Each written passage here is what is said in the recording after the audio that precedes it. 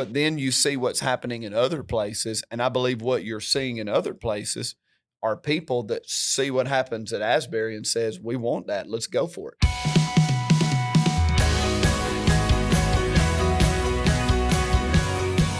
Hey, welcome to Ascend the Hill with Jeremy Austill. I'm Jonathan. This is Pastor Jeremy. How's it going? It's going very well. It's a good day. It is a good day, and we finally got some warm weather throughout the week. I'm really excited. Yes, it was a nice few days, and then, of course, we had a couple of days of freezing temps in the morning. Yep. I have a tree at my house. I posted about it on social media. I don't even know what kind of tree it is. Somebody mentioned it, but I can't remember. It's just pretty, at least for about a 2-week stretch, and then it turns into a pretty unimpressive tree. But for about a 2-week stretch in the month of February, oddly, it blooms these beautiful pink, purple, white colored blooms. Oh, okay, yeah. And so I've always found it peculiar that it blooms in February. I mean, you have this burst of color, this beautiful imagery, and it's still very much winter. And I posted about it. It's when I first moved into the house and would see it bloom, I had this thought in my mind of, hey, tree, you're blooming too soon. It's not time. Yeah. This is not the time for this. But this tree, it seems, and it's almost every year at the first hint of warm weather, which we usually, most Februaries, will have a few days in the 60s. But the first sign of warm weather, this tree is like, I'm here. Really? I'm ready. I've had life in me the whole time. I've just been waiting for the opportunity, and not to dive in, to get too spiritual or heavy right out of the gate. Yeah. But that tree just speaks volumes to me, because sometimes we're waiting on timing, what we perceive to be the right timing. Yeah. But that tree is just like, the moment the opportunity presents itself, when there's a little warmth in the atmosphere, I'm going for it. Yeah. And there's just something to be said for that, especially in light of what I just preached Sunday. Like when God's moving, when something is happening in the atmosphere, just go ahead and go for it. Don't wait on some other time that you had in mind. So anyway, that's a long, random tangent. You just asked about nice, warm days, and here I go. But anyway, it's a beautiful tree, at least for a couple of weeks, and it's always fascinated me that it blooms in February. Yeah. We actually have, I don't think it's the same tree, but on the church property, if you ever come to the church near the flagpole, there's a span of trees right there on the sidewalk. And they're my favorite when they bloom in the spring, because I don't think it's purple, but it is this like white flower. Yeah. And they're just awesome. Now, if you're walking under them, you're going to get tons of pollen. You're probably going to start sneezing, but they look awesome and they're fun to, I just love when that season happens to just spend as much time over there walking as possible, because they're only like that for a couple of weeks and then it's gone. And it's when things start blooming, it's really pretty, right?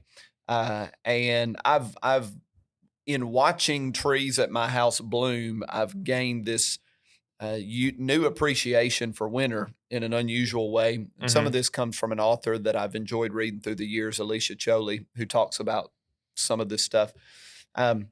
But that tree that I mentioned, the trees that you mentioned, in the wintertime, they look barren, they look dead, they look lifeless, but there's still life in them. Yeah. The life is always there. They're just waiting on the appropriate time for the life to be visible again. And there's something fascinating about that winter season where it looks like nothing is happening, but there's still life there. Like the process is still ongoing, if you will. God is still very present. And I've heard it said too, that in many trees, it's during the winter that the roots grow down. And so there is growth happening. It's actually substantial growth, as in growth for, to make the tree more substantial, more load bearing, larger. So it's really, anyway, again, this is not what we intended to talk about, but that stuff fascinates me. So yeah, I wish I could share the same appreciation for winter. I'm not there yet. I still am just like, I'm ready for winter to be done. I'm not to the point of like, I appreciate winter because it brings spring. I'm just like, just bring spring now. Well, I'll go like wise old sage here and just say, don't wish away your days. Yeah. And that's another reason that I've grown to have an affection and appreciation for winter. is I just kind of came to the realization a few years ago, Mhm. every day's a gift. Yeah. I'm not in a hurry to get to the next day or the next season because this is precious. This is valuable. When it's cold, that's Mhm. okay. But I have a really good day here. I'm not going to try to hurry up and get to the weekend. Yeah. I want to have a deep appreciation for every single day, including the winter. Now, I don't love the cold. Oh, yeah. I do not. I mean, I'm a skinny guy. Yeah. You are too. Like the cold is not fun, right? Nope.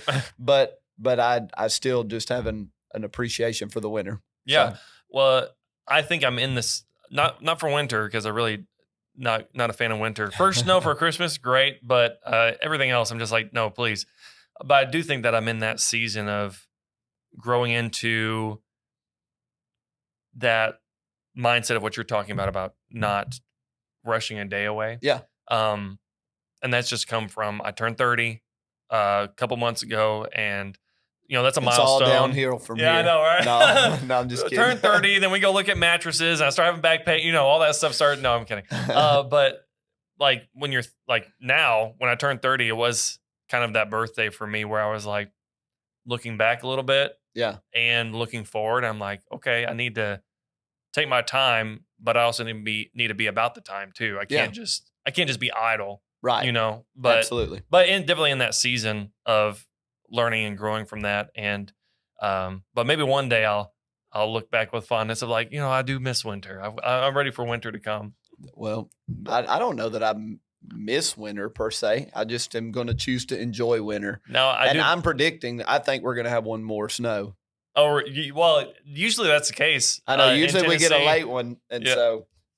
so there's my meteorologist moment there. Yeah, there it never fails. There's always like it's happened in March before. It's happened in the end of February. It's like ice. We're It's not running. even like We're snow. running out of days in February. I know. So it's like I really hope it's not March because there was one time we did a serving day here on property, and we're putting mulch out and stuff like that. And it was like a full church thing, and it was like in the 30s and 40s that day. Ooh. But the whole week before was in the 60s. It was great. It was awesome. I love Tennessee. Yeah. Tennessee is the one place where the statement, one day it could be sunny, and the next day it could not be, is pretty accurate. Yes. It's a good thing, though. And this past Sunday, even, you're talking about trees being in bloom, being ready for the moment when it happens. Hey, as soon as the weather is right, I'm here. I'm ready to go. And I felt like, I don't know what I felt like anyone else's perspective, but sitting in the crow's nest, of course, that's the place where I sit most Sundays. It's where you can see the great behind the scenes view of the whole service. First service, we went into the second song. It was called Good by Cody Carnes. And it felt, when we get to that chorus, like we start repeating that chorus a lot, that bridge, that chorus, it was like, okay, it felt like something. Yeah. It didn't, nothing, I don't want to over make the moment, but it did feel like, I felt like there was maybe it's the background of everything that's happening with everything in Asbury and everything happening across the U.S., spiritually speaking, but it was like, it felt like it was slowly connecting into what you've been preaching about and even what's happening across the nation. And it felt like kind of like on the precipice kind of feeling. I mean, there's a hunger in the air, if you will. When God moves somewhere in a unique way, it should stir our faith to believe and yearn for more.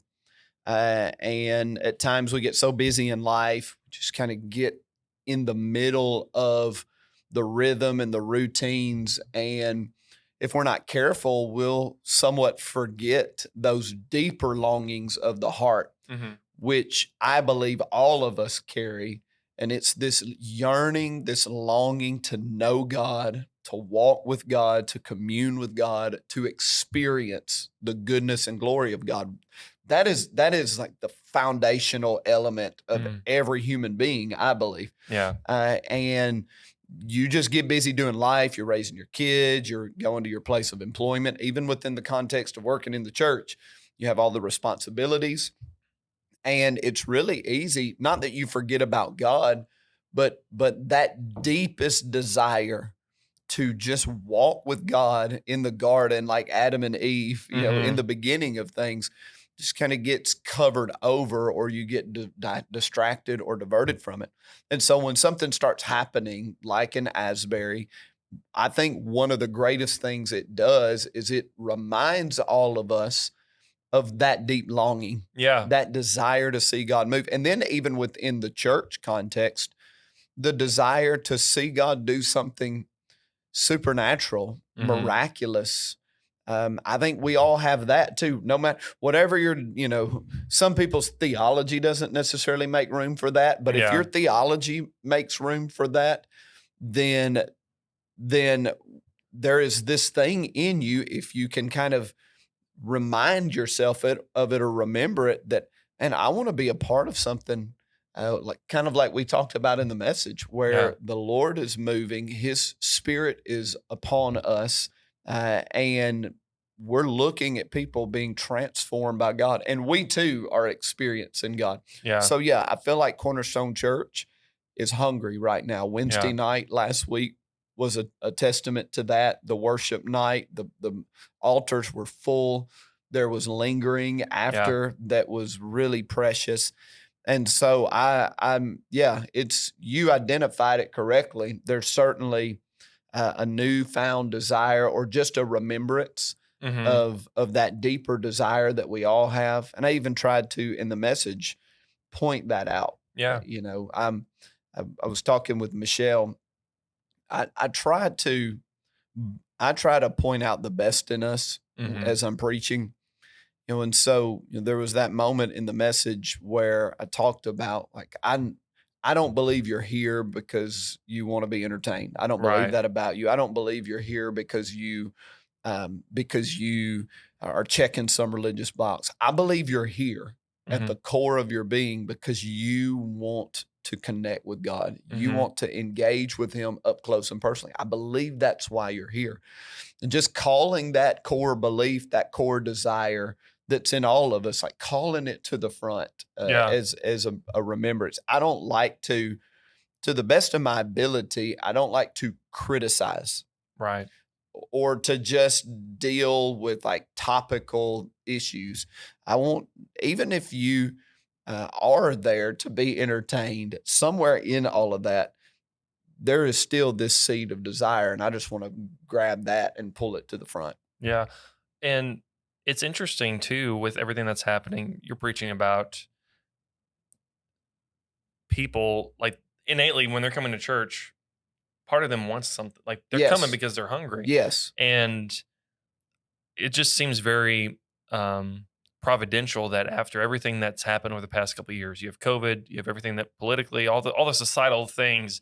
In the middle of all this stuff, it's like there's this moment that seems to be happening that no one really saw coming. I Right. guess, which is a good thing because um, it has initiated that. Oh, the Lord actually, for those people who may have used society or the things going on in the world as a testimony against the Lord doing anything else, Yeah. or it was that mental struggle in their mind of I believe the Lord can do this, but it seems like everything is saying the opposite. Yeah. And then these things start happening. You hear pockets of Asbury starts having these chapel services, and then other locations around the U.S. And then you start hearing terms like revival. What is when we're talking about spiritual temples from Sunday? We're seeing everything that the Lord is doing in society, not just what society is trying to do. What is your definition of revival? And what are some like the things that? Well, I guess just start there. What would be like when you see revival happening through Cornerstone or Yeah. in Nashville? What is that definition to you? I think first and foremost, it is that people want God, Mm. and that want or that desire begins to be the driving force in their life. Hmm. Like that becomes the dominant force in their life. This desire, this want, this longing for God, and that desire, that want, that longing begins to um, infuse or begin to interact with all areas of their life, and people start shifting their life and building their life around that want of God. Yeah. It is the decompartmentalization of God. It is such an awakening to Him that there's no part of your life that he isn't completely fully involved in. So I think that is what's going on in most of the people's hearts in Yeah. quote revival. And then beyond that, when people start wanting God, uh, God is want to move. Like Mm-hmm. he is prone to move upon our hunger and our desires. And we'll talk about that some tonight on Wednesday night, because you're Yeah. going to be hearing this Wednesday night, or it's coming out Wednesday night. This is coming out Wednesday morning. Mhm. And so I should have just said Wednesday night. I tried to like make it whatever. Yeah. So anyway, we'll be talking about that some. So I don't want to spoil what I'm going to talk about Wednesday night. But God moves, and then the stuff that I talked about that I long to see happen in the church, Mm-hmm. I think that is signs of revival, when people's lives are being transformed by the power of God. They're being touched and changed almost instantaneously.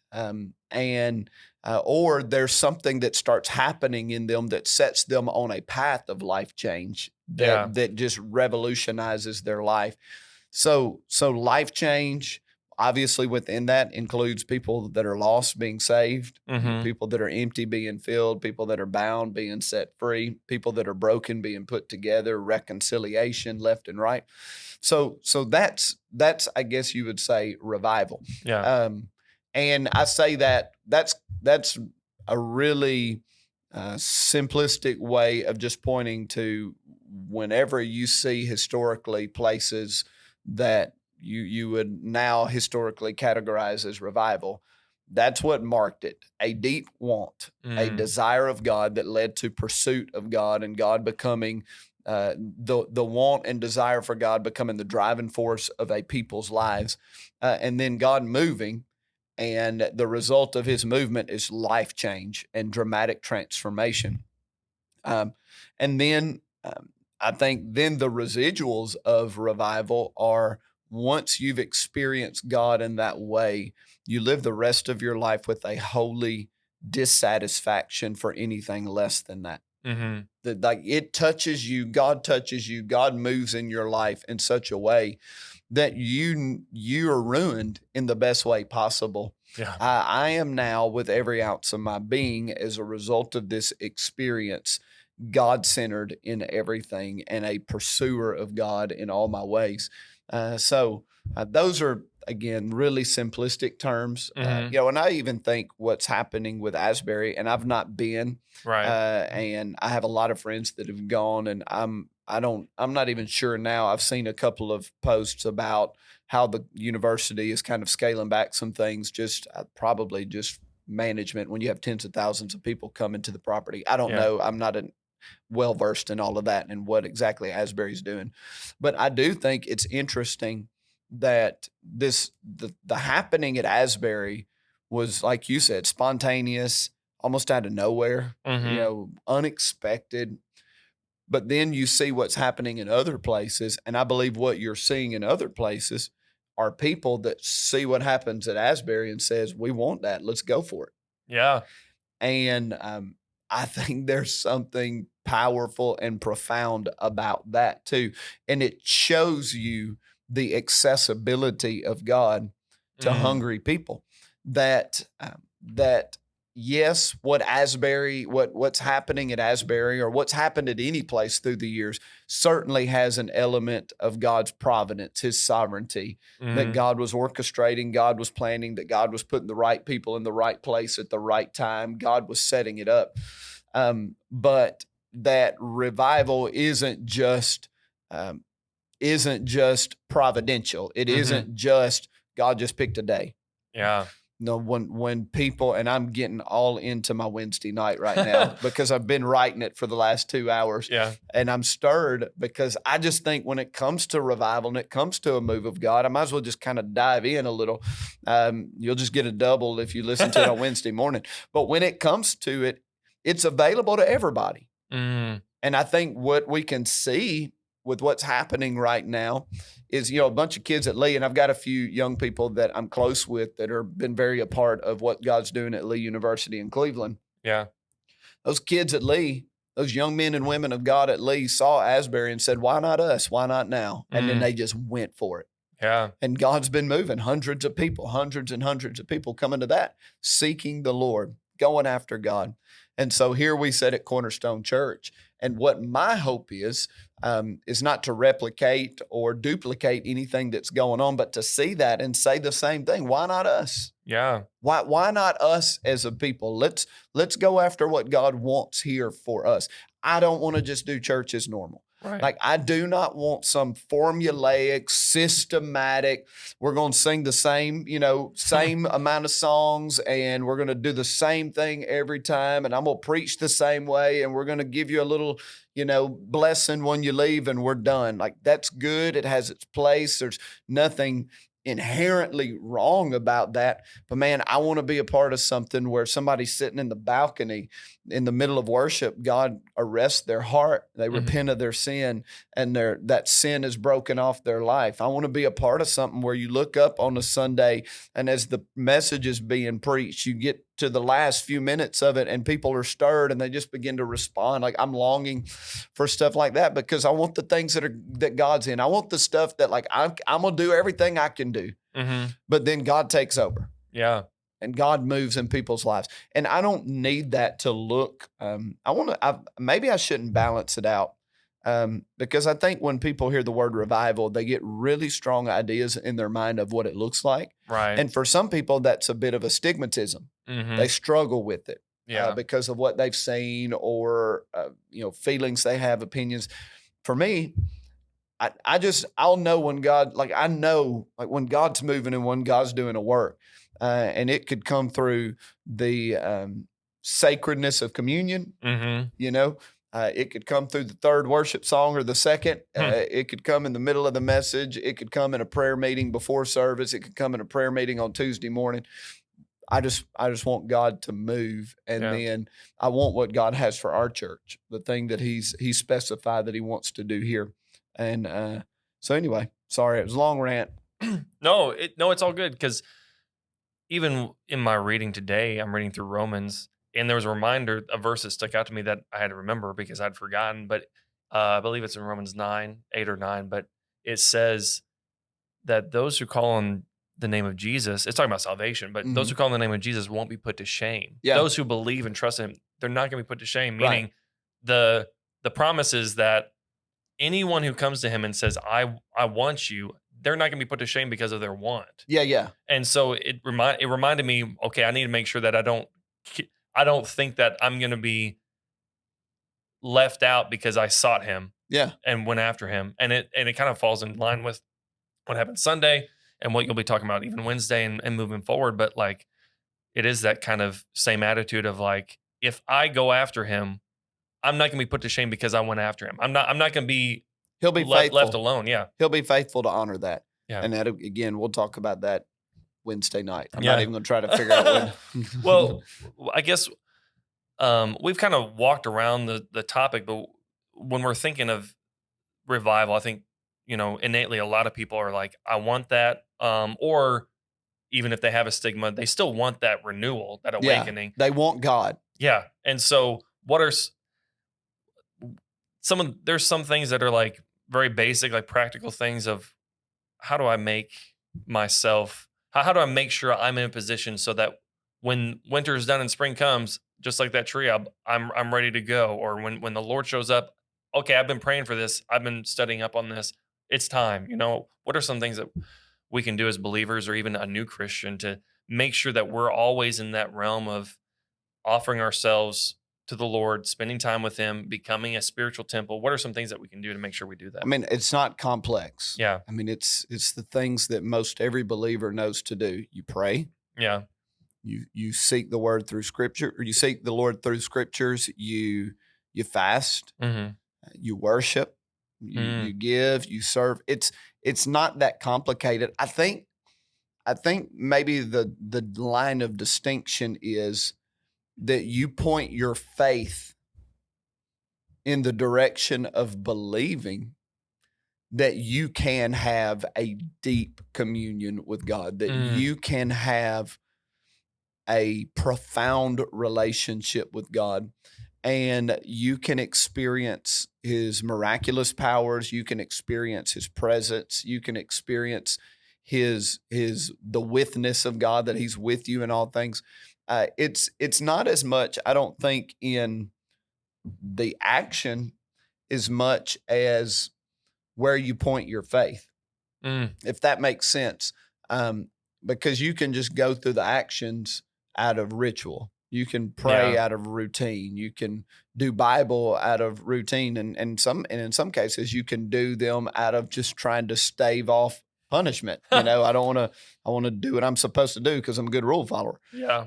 But I think the distinction is pointing your faith to the real belief that God will move in my life in really unique, significant, profound ways.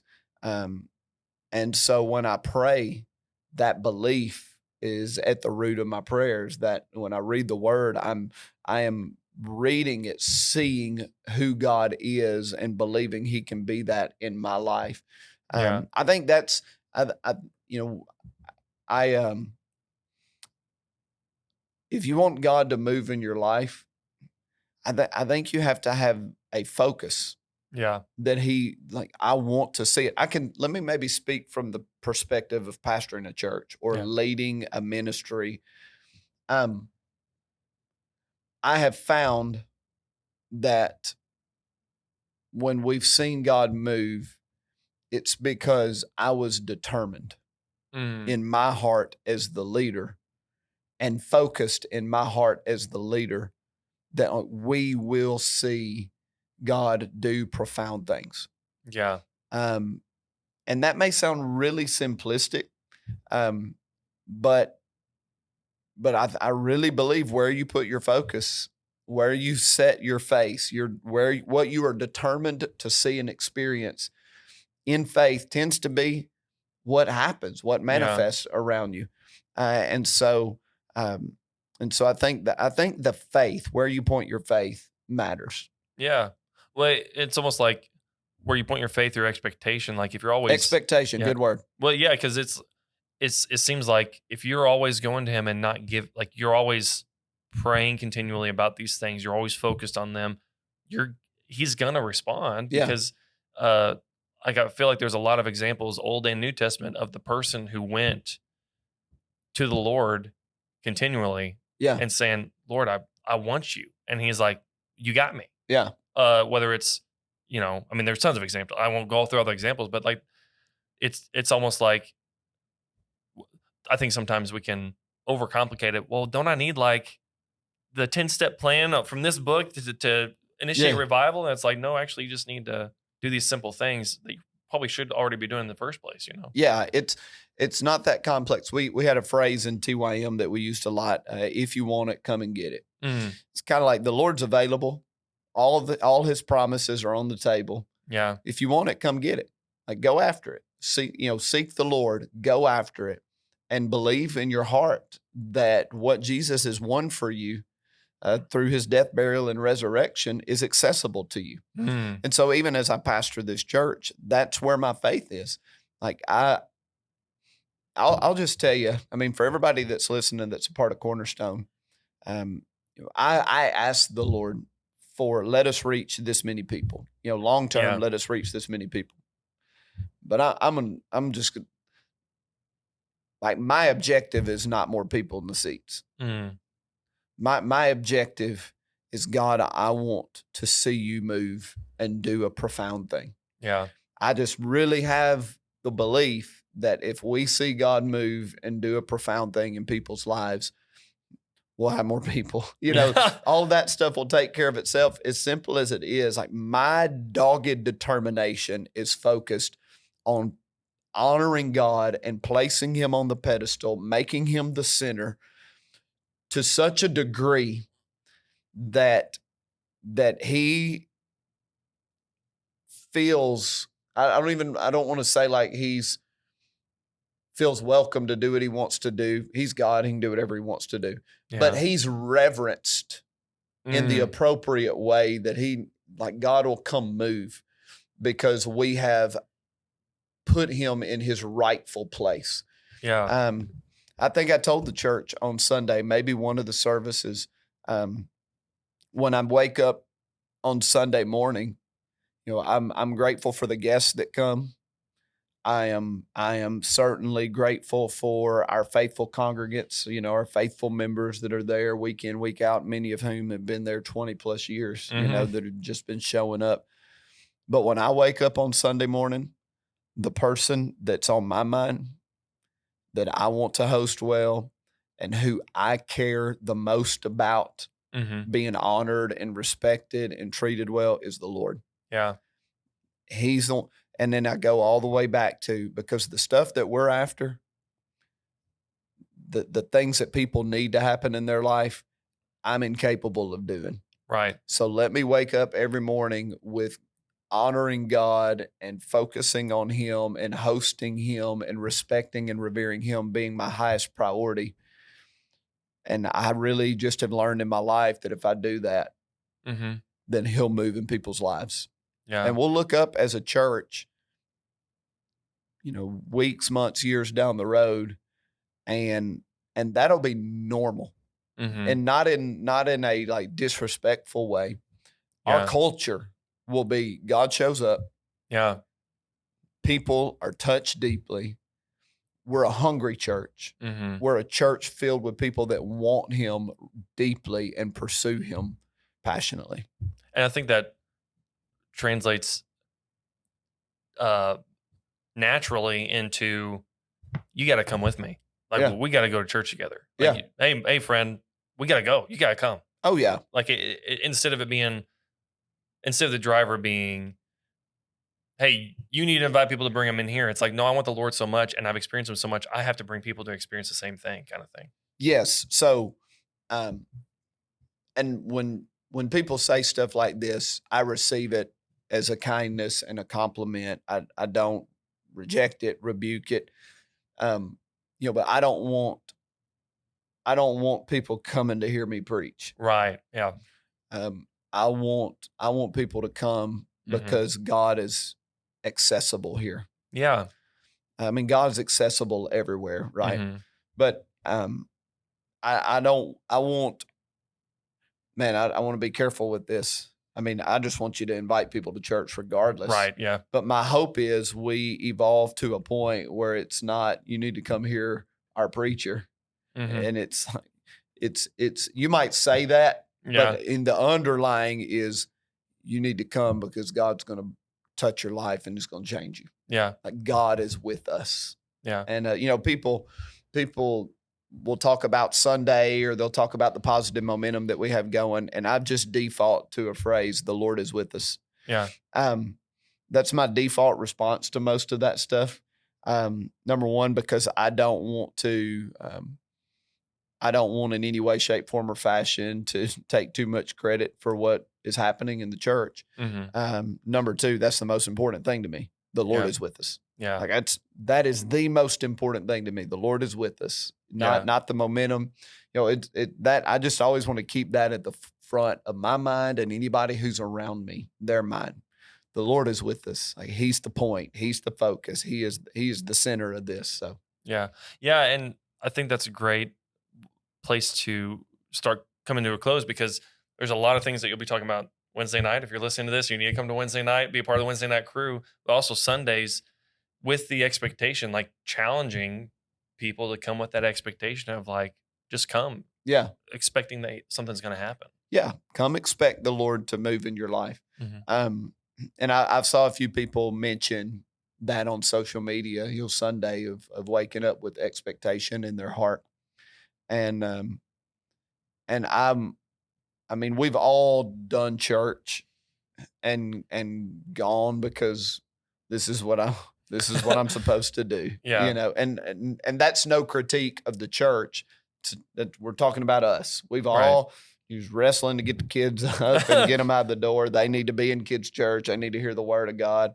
I need to be here, but that there's something profound when people wake up on Sunday, they wake up on Wednesday, and there's something in their heart that says, I'm expecting God to do something here. Mm-hmm. I'm expecting God to do something in me. I'm open to that. Mm-hmm. And so anyway, and that goes back to that wanting God. Yeah. So yeah. Yeah. And I guess closing, the testament to all the stuff that we've seen happening being so interesting and great because of the renewal that's happening, but they don't have a screen. Yeah. They don't have the lights. Actually, it's an old chapel if you look at it. I Like know. everything about it would scream to a someone with all the new found ways to do stuff. It's like it's not that, you know. I know because it's don't I fear sometimes that we have because we've forgotten how to pursue God Mm, and really seek the Lord and engage with the Lord. We have supplemented yeah. with screens and technology and all the bells and whistles. Man, there's something in me that just loves the idea that they don't have all of that. And Yep. it really is like there is no supplement. Mm-hmm. Like it is him and seeking him. So I don't need, yeah. And I mean, I'm not casting aspersions on anybody. I'm not criticizing anybody. We all can do it in various forms in our life Mhm. where I don't know. I'll just quit. Yeah. I mean, because I don't know how to complete the sentence, not because I feel like I'm saying something wrong or Yeah. yeah, you pointed out that it's really simple. Right. Yeah. And there's something about simple that stirs my heart Yeah. that really messes with me and I like all our screens. I like all the lights. I like all the bells and whistles. We've got a beautiful facility. I like all that we have. Yeah. Not one complaint. But man, there's just something simple about let's come into the room and let's just put our focus on the Lord Mm-hmm. and let's make it all about him. And then when we do that, he makes himself available to all the people. Yeah. And so when I say stuff like that, I am not disregarding people's needs in the room. Mm-hmm. I'm not disregarding that there are people in the room that don't know God. What I'm saying is I really can't do anything for you. Right. Like it has to be the Lord that does this thing on the inside of you. Yeah. So if I can talk you into it because of my eloquent speech or my talent or whatever, or my charisma, somebody else with a little more of that can talk you out of it. We need something supernatural to happen in people's lives. Yeah. Yeah. And that's the challenge. Show up at church, come expecting. Challenge you to be here Wednesday night. If you can't make it Wednesday, that's okay. Just show up Sunday. Just be here. Can I make a disclaimer on that? Yeah. You know, we're called it Wednesday Night Crew. It's fun. Look, I don't want anybody that cannot be there on Wednesday nights to feel weird about that. Like Yeah. some of you work, some of you, your schedule's rigorous. Some of you don't drive at night who are listening to this. I get it. Watch online. It'll be online Friday, right? Next day, Thursday by 4, audio. It'll be Thursday by noon, Thursday by 4 for video if you like watching it. So. Okay. So if you're watching it, you're Wednesday Night Crew. Yeah. Right. Yep. And so I'm saying, like, if you're on Sunday morning, at least watch or listen to Wednesday night, because I think what's happening on Wednesday night is formative and foundational for where the Lord's taking us as a church. Yeah. Yeah. So challenge you to dig in, to dig deeper, to be expecting, because the Lord can move anywhere, and He doesn't need all the fancy gadgets to do it. He just needs a willing heart. Yes. We'll see you next time.